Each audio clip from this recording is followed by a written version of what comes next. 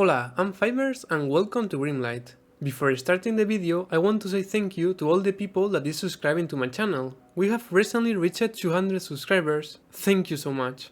I also want to remind you that you can join my Discord if you want a place to hang out and talk about some gacha games with me and my community. Well, in today's video we're gonna take a look at the new 5-star hero that has just been released. The new hero is called Ozma. She's a dark mage and she does magic damage. Ozma is the first 5-star mage with cost 3, so as Thumbelina, I don't think that Ozma will compete with the other 5-star mages, but she's going to offer us interesting things for this low cost. At level 70 she has 1003 of combat power, and taking a quick look at her stats at level 70, we can see that she has lower attack than the other 5-star mages, as I have expected due to her low cost, but she also has less attack than some 4-star mages like Mad Hatter or Little Match Girl. So Ozma doesn't seem like it's going to be a great damage dealer. We can see that she has the same defense as these two heroes and a bit more HP.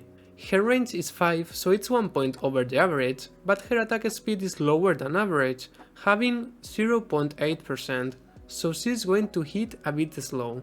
Her active skill is called Begone, and at level 1 is Ozma casts a powerful magic wave at her target, dealing 300% magic damage in a large area. Enemies hit are dispelled, greatly knocked back, and stun for 2 seconds. This skill does a decent amount of damage, but it's not at the level of the other 5-star mages. This skill at level 1 does the same percentage of damage as Geppetto, but Ozma will do a bit less due to her low attack. The interesting thing about this ability is not the damage, as we have just seen is the dispel and the great knockback and stun for 2 seconds. So Ozma is taking the role of support mage instead of a pure damage dealer. And let me tell you guys, in the description it mentions the knockback is a greatly knockback, and yeah, it's pretty accurate. Then her passive is called Alluring Charm, and at level 1 is every 3 hits, Ozma will curse the farthest enemy in her lane with minus 20% range and magic weakness.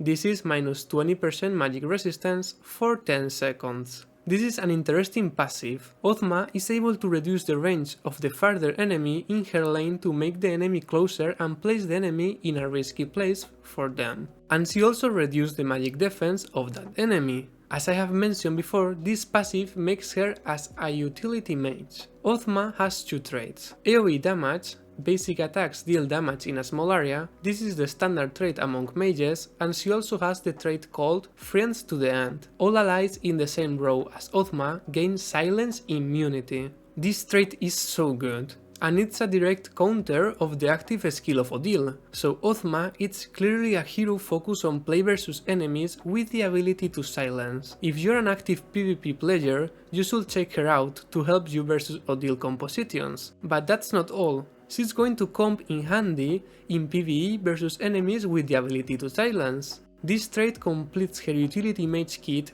perfectly.